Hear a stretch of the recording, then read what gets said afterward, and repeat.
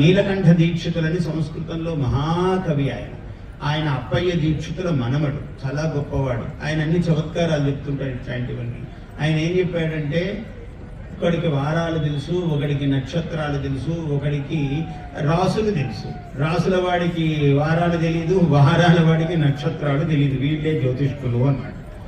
మహాత్ములు కలియుగంలో ఇవాళందరినీ మనం చూస్తున్నాం. చెప్పి ఏమన్నాడంటే, ఆయు ప్రశ్నే దీర్ఘమాయు వాచ్యం మౌహూర్తికైర్జనై. ఎవడైనా చేయి చూపించి ఆయుస్థానం ఎలా ఉందండి నాకు అని అన్నాడు అనుకోండి, మీకేమండి బ్రహ్మాండం, అసలు 105 సంవత్సరాలు రాయిలాగా గట్టిగా ఉంటానని చెప్పురా అన్నాడు. అంటే జీవంతో బహుమన్యంతే ఆయన ఎదురైనప్పుడంతా వీడు ఎదురైతే మహానుభావుడు పూర్ణ ఆయుష్ అని చెప్పాడని ఆనందిస్తాడు. మృతాహ ప్రక్షంతి కంపునః. ఒకవేళ ఆయన ఏదైనా కాలము ఇదయ్యి వెళ్ళిపోయాడు అనుకోని అడగలేడు కదా ఆయన వచ్చి పాపం.